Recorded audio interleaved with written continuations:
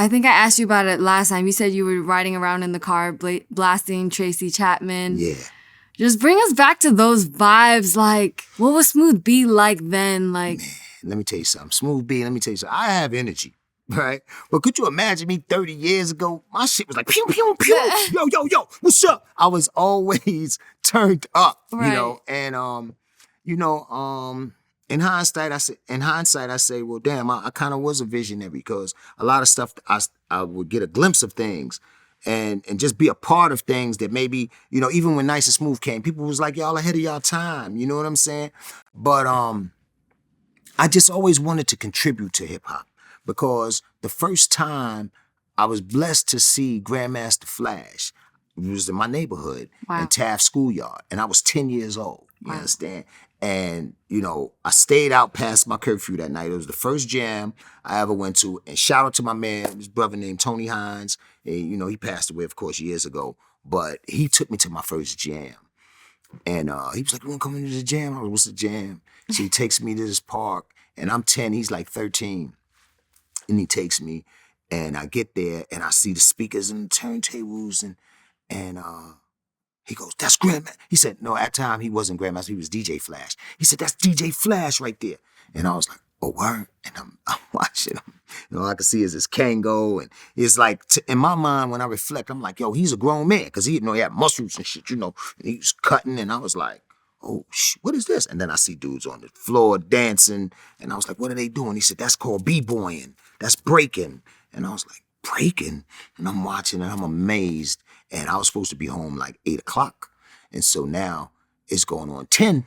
And so when I got home, I got my ass beat for hip hop. My mom's tore me out the frame and shit. But, the point is, as time went on, things evolved. And before you know it, I got a chance to contribute. So back in those days, it was just like, you grow into it. When you grow into it, then you say, when you grow, you know.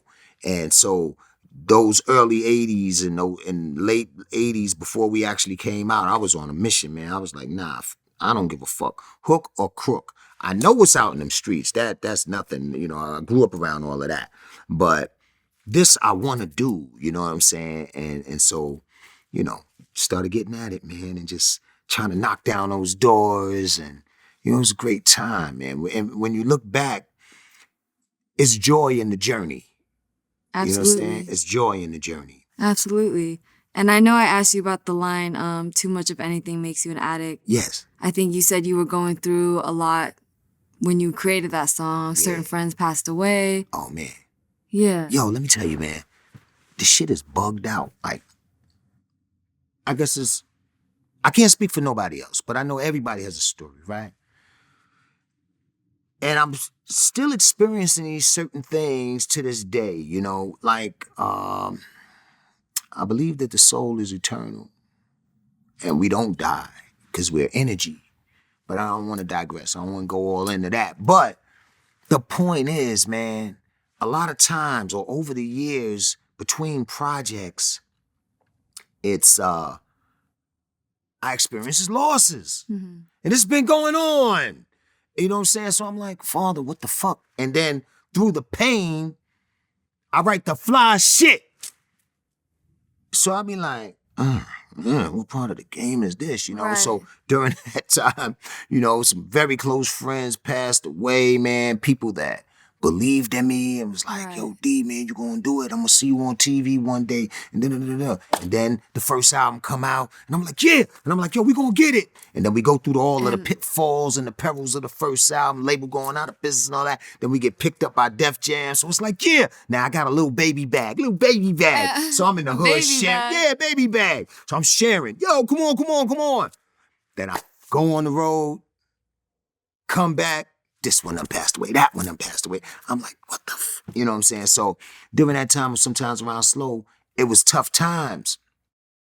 It was great times because I had new situations, some paper, things were elevating. But then on the flip side to that, it was losses.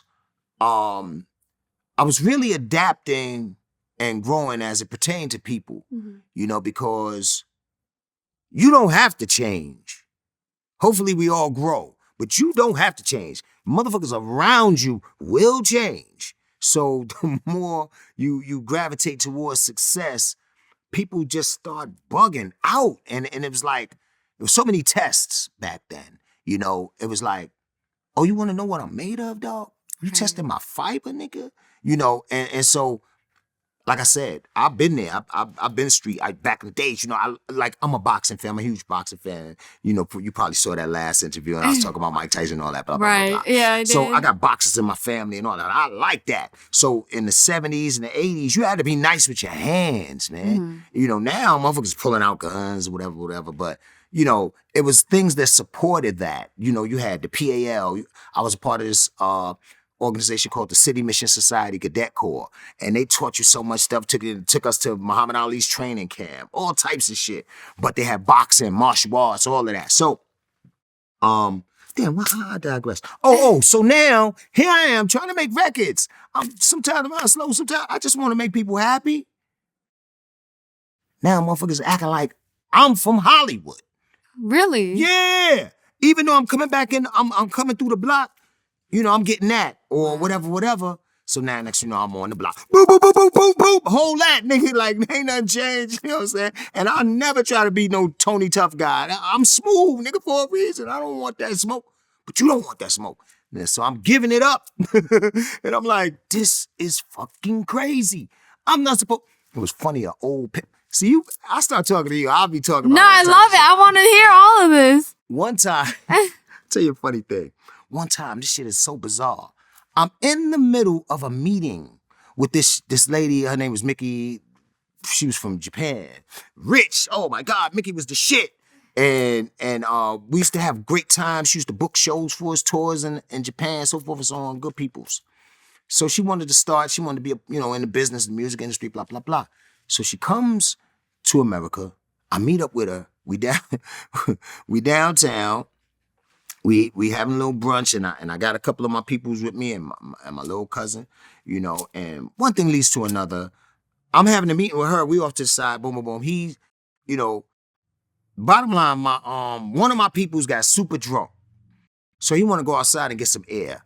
He go outside to get some air. We in this dope little club. He go outside to get some air. My little cousin go with him. My little cousin is not imposing. He get down, but he's a little pretty boy. So he's leaving out, and one thing leads to another. The bouncers, sometimes they get overzealous, and one thing leads to another. They do. Then one of the bouncers swing on my cousin. So I'm upstairs handling the meeting. Now my like, yo, Smooth, your cousin downstairs fighting. I go downstairs, blah, blah, blah, try to diffuse it. Some of the other security know me, so I'm trying to diffuse it down. Look, and I see my cousin got a little scar on his face. I'm like, hold on. You hit my cousin? So long story short, I talked these motherfuckers into letting me have a one-on-one with the bouncer. They hit my cousin because my cousin is little. Now he's not thinking, no, Smooth ain't gonna give me nothing. I'm gonna break this little rap nigga. Oh boy, I'm out there giving it to him. Bang, bang, bang, bang, bang, bang, bang. All right, boom. Bam. And smiling with the shit like, yeah. So, but the whole point is, a pimp, this is the crazy, bizarre shit. A pimp that knew Premier and knew some of our other peoples was present. I guess he parked and he's watching me box in the street. Wow. So after everything is cleared, the smoke is cleared, and I'm this type. After we go a fair one-on-one, I go up to the dude. I give him £1. I walk with him back in the bar, buy the nigga a drink. I buy a drink. We men, nigga. But don't hit my little cousin, nigga, because if me and you ain't shoot that fair one, it was going to get real serious. Because by the time we got uptown, niggas going to come down and air this joint out. So me and you shoot the fair one. Now me and you going to have a drink like men. Bought that man a Long Island iced tea. Cheers, nigga.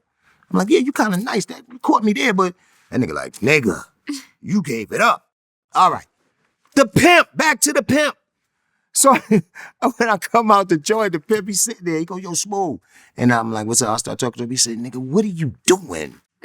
I said, what you talking about? He's, nigga, you out here fighting. I tried to explain to him. He said, man, I'm getting ready to go to D&D. Come with me down. So I jump in the car with this nigga. I go down to D&D, right?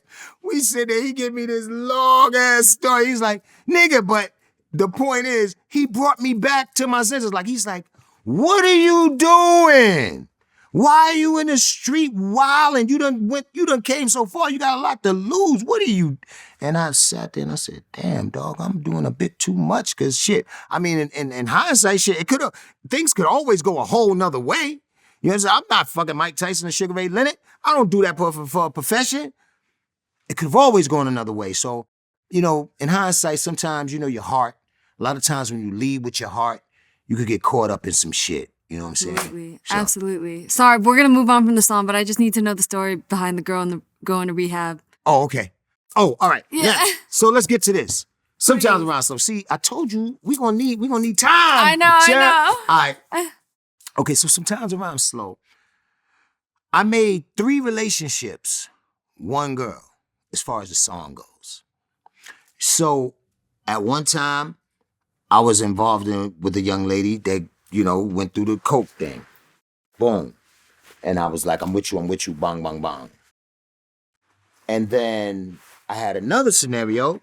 You know, all of them more or less were different relationships that I had, Okay. but I made it one. You know what I'm saying? I thought at that time, I took the most serious relationships that I had at that time and combined them and made them one girl called her Jane Doe.